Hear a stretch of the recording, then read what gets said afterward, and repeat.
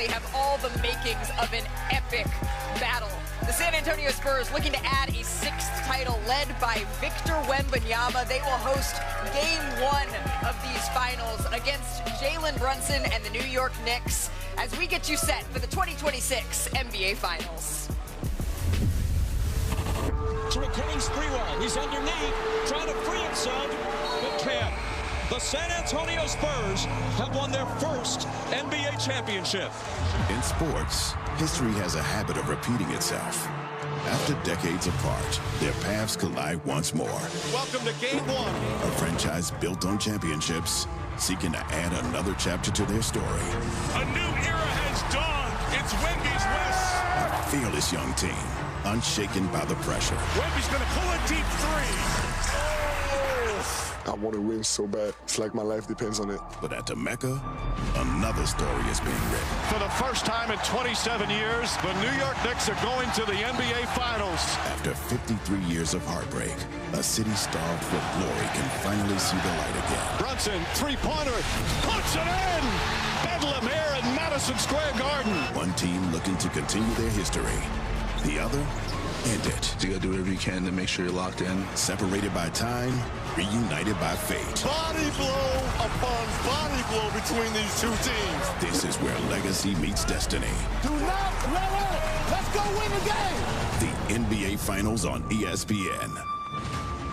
Hello, San Antonio. These fans are hoping to see the NBA title, the NBA championship, reside back in their city. They have braved the 90-degree heat. To say with you for the very first time, welcome to the 2026 NBA Finals. I'm Malika Andrews, alongside Brian Windhurst, Kendrick Perkins, and somebody who knows a thing or two about winning in San Antonio, Danny Green. Gentlemen. What you got, one?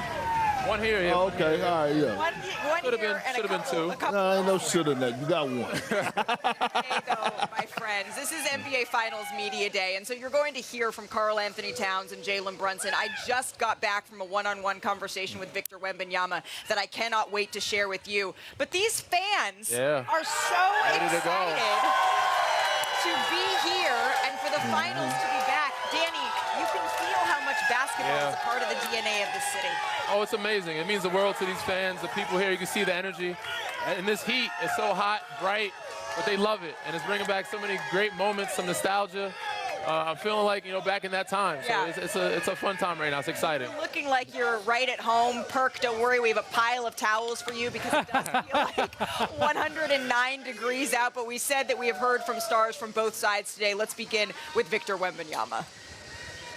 Falling in love with basketball happened really early on in my life. I have pictures of myself with a basketball at an age where I wasn't even old enough to have memories. Yes, of course, I saw Pop right away when we landed, and the emotion was really something I haven't felt in a while. I don't even know since when.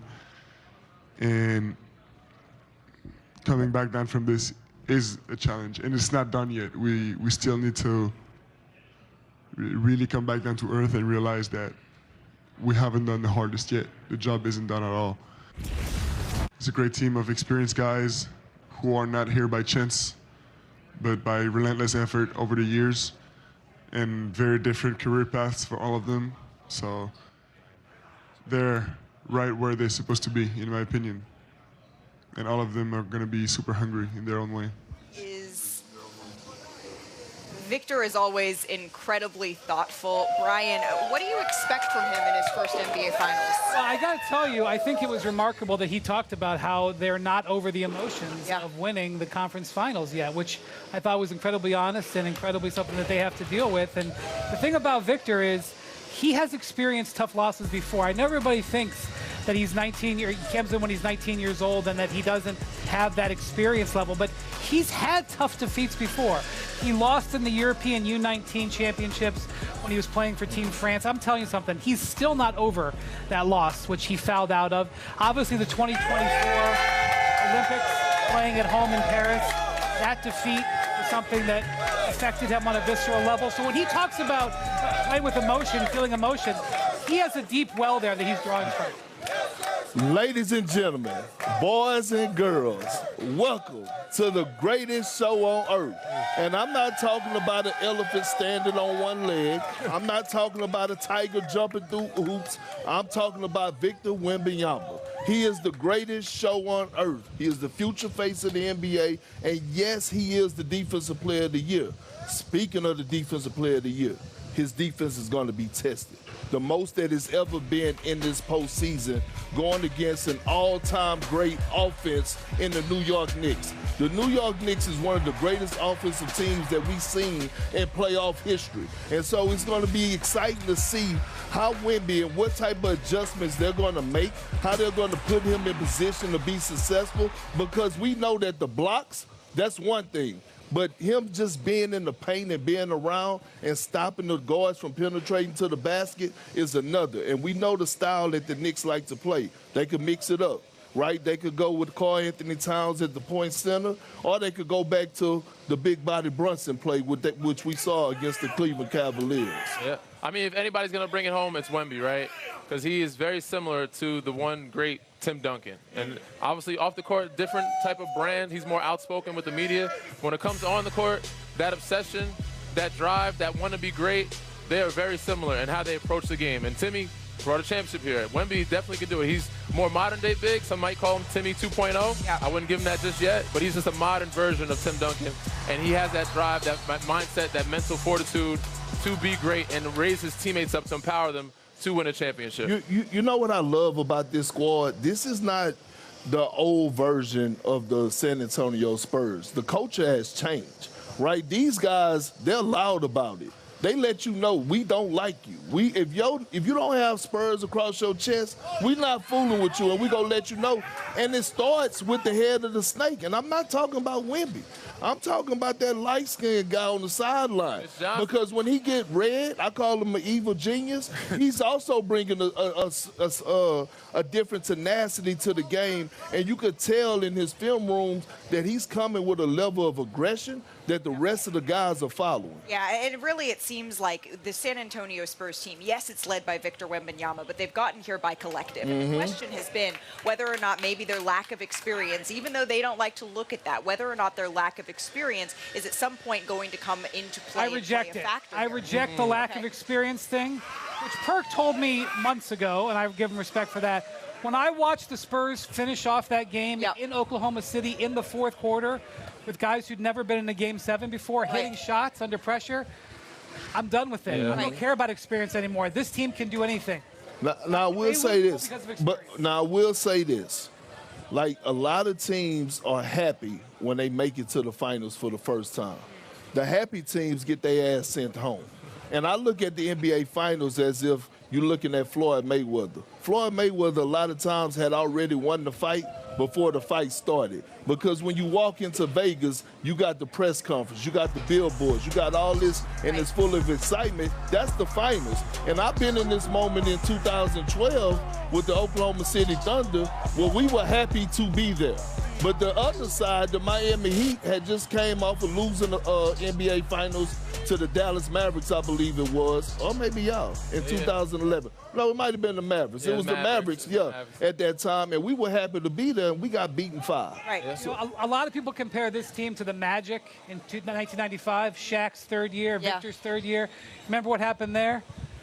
Shaq openly admitted years later that they beat the Bulls and then they beat the Pacers and they took it easy. Right. It's a terrible mistake. I don't get that vibe at all. Yeah, and that's not what the San Antonio Spurs are saying either. Let's take a listen to Dylan Harper on just the magnitude of this moment.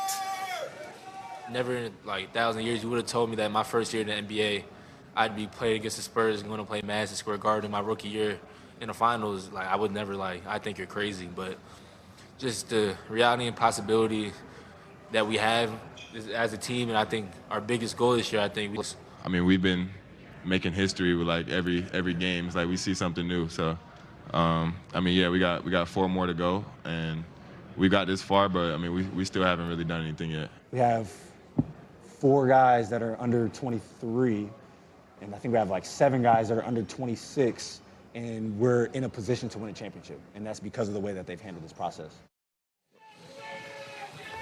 All right, so that is what the young guards of the San Antonio Spurs here are saying. But you have been impressed with the resolve, Danny, that you've seen from them through the course of these posts. I mean, they've grown up. People kind of don't trust their experience. They got through the OKC series. They have experience now. Also that DNA from the organization. But if you look at the clips, these guys were aggressive from the start, and they were attacking. As you see here, they get a stop on defense. They're out and running. Vassell, they got a swing happening. Castle, he's so good at getting to the basket, they have to respect him, right? So Chet, when he's guarding him, has to back up. He's shooting, or Isaiah Hartenstein, mind you, has to back up, give him that space. He's 50% on threes versus centers. He knocks it down, something that he's grown and improved over the season. His next possession is Fox. He gets off this pick and roll. They get a screen. He sees the big and a drop. Again, another guard so good at getting downhill. They have to respect it. He gets a step back, knock down Alex Caruso, not contestants heavy because he'll give up that three from De'Aaron Fox. Next possession, last possession here, is Stephon Castle. They get a little pin down here from Harper. He gets over the top. He gets a screen from Wemby to get downhill, gets a driving kick. They don't have it right away. He drives and kicks, grenade happening, and just Dylan Harper being cold-blooded. ISO one-on-one, step back, knockdown over SGA.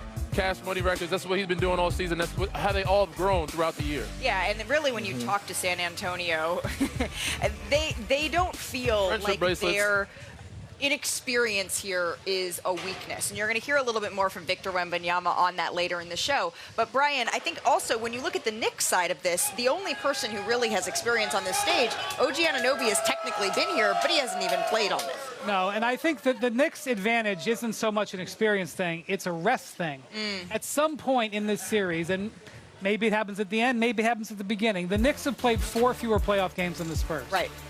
You just got to figure that's going to happen. And this statistic is very fascinating. In the history of the playoffs, when a team that's swept, playing against a team that has gone 7 games, the team that swept is 20-4. By the way, it was 19-4, and then the Knicks did it last series.